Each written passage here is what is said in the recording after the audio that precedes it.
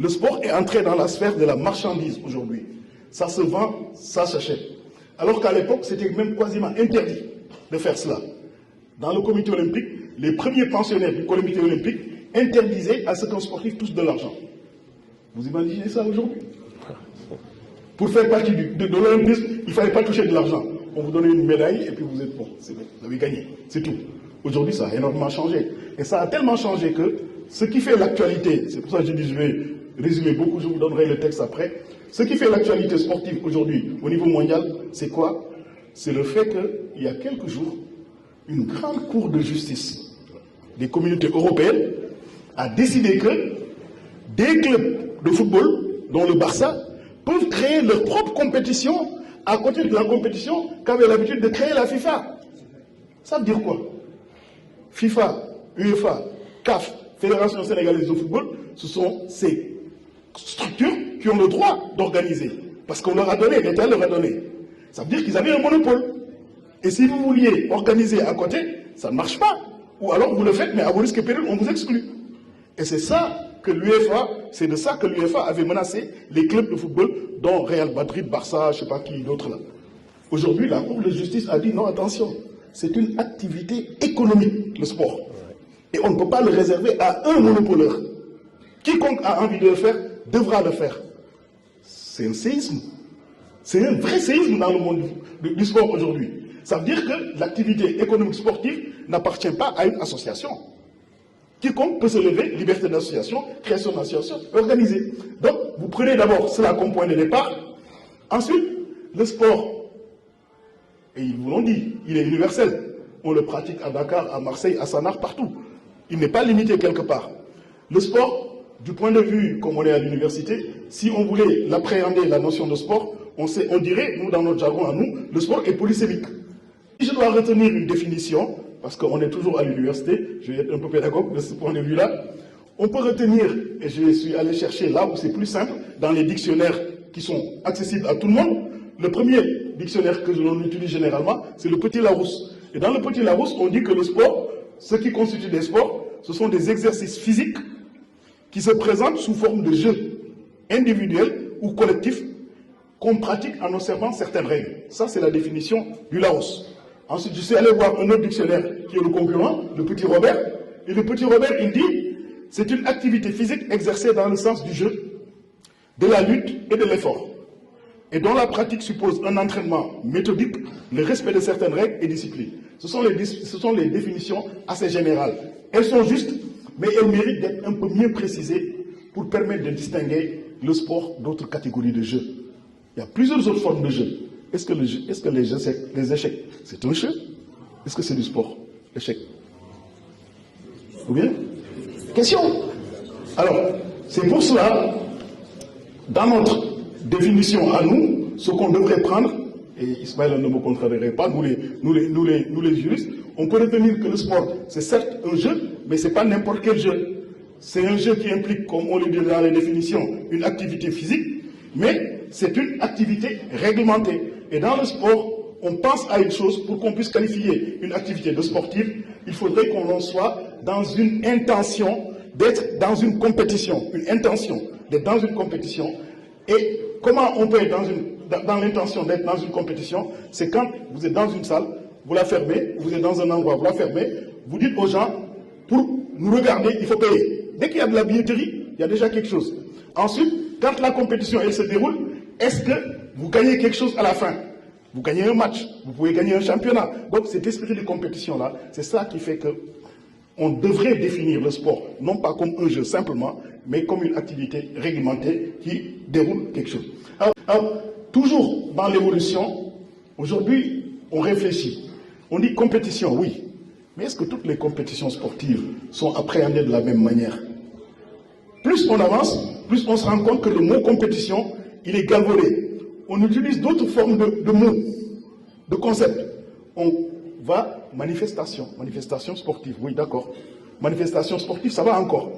Mais quand on va vers spectacle sportif, il y a un énorme changement. Le spectacle sportif, c'est Youssou N'Dour qui fait son concert, vous voulez vous payer. Ce n'est plus du tout une manifestation sportive. À ce moment-là, l'argent commence à arriver.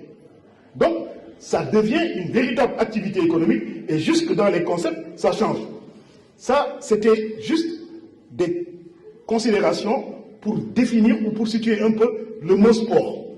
Mais cette évolution, qui ne se limite pas seulement à une évolution sémantique, une évolution de mots, cette évolution, ça traduit aujourd'hui, à mon avis, l'acceptation de l'orientation économique du sport. Et quand quelque chose va dans l'économie, la manière de gérer cela va fondamentalement changer. Vous ne gérez pas une activité d'intérêt général, service public pour tout le monde, de la même manière que vous allez gérer une activité qui doit être rentable. C'est pas pareil. Même du point de vue comptable, on disait les services publics doivent être équilibrés, alors que les services économiques doivent être rentables. C'est pas la même chose. Alors de ce point de vue-là, ça amène à s'interroger, et c'est cela la pertinence de votre thème aujourd'hui, ça amène à s'interroger sur la gestion du sport. C'est quelque chose qui est devenu complexe. On appelle management du sport. Le management du sport, on est à l'université encore une fois, vous m'excuserez, les concepts, c'est une science, c'est une technique, c'est aussi un art. Trois choses, science, technique, art. L'objet de ce management du sport, c'est de proposer un cadre pour permettre d'une part de mieux comprendre les organisations sportives, peut-être que Nala vous en parlera, ainsi que le système de fonctionnement, et d'autre part, d'agir concrètement au sein de ces organisations pour avoir un peu plus d'efficacité. Comprendre les organisations, mais l'action au sein des organisations pour que ce soit un peu plus efficace. C'est pour cela, au cœur du management du sport, il y a qui? Il y a les dirigeants. Nous, on les appelle dirigeants. Les dirigeants du sport. Quand vous voulez, moi je suis dirigeant Navetan, je suis dirigeant Djaraf, je suis dirigeant machin. Dirigeant. Ça a changé aujourd'hui. Allez voir le sport professionnel et regardez ceux qui dirigent le sport professionnel. On appelle président. C'est pas président en style président parce que vous êtes... Non, c'est un président qui préside un conseil d'administration. Vous regardez, celui qui est à côté de lui, c'est un directeur général, comme vous le retrouverez à la Sonatel ou je ne sais plus dans quelle autre entreprise. Donc, ce sont ces choses qui aujourd'hui gouvernent le sport. On manage le sport de la même manière qu'on managerait une entreprise. Vous allez au Paris Saint-Germain, vous allez trouver le prince arabe, là, Khelaïfi, je crois, il s'appelle. C'est lui le président. Mais au Paris Saint-Germain, il y a un directeur général. Pour atteindre les objectifs en jeu de performance, il faut des dirigeants qui soient bons, qui soient compétents et qui soient adeptes d'une bonne gouvernance. Et la bonne gouvernance dans le sport, c'est trois idées. Trois idées. La première, c'est que les décisions que prennent les dirigeants doivent être les meilleures dans l'intérêt du sport. Deuxième idée, ces dirigeants doivent être pénétrés de valeurs de l'idéal sportif, notamment l'éthique et le fair play. La Fondation Kebambaye est là, on parlera vers la fin du contenu du management. Enfin, ces dirigeants doivent incarner des valeurs telles que tous les comportements déviants et autres tricheries soient bannis des compétitions sportives. La corruption, c'est généralisé, mais chez nous, c'est la fraude sur l'âge. Je suis désolé de le dire, mais ça, il faut qu'on en parle aussi. Eux, ils n'avaient pas fraudé sur l'âge. Ils ont été champions d'Afrique. Mais aujourd'hui, c'est le sport national. Et ce n'est pas les sportifs, c'est les centres d'état civil. C'est souvent dans les centres d'état civil que cette chose-là se fait. Donc, la violence dans les stades et autres.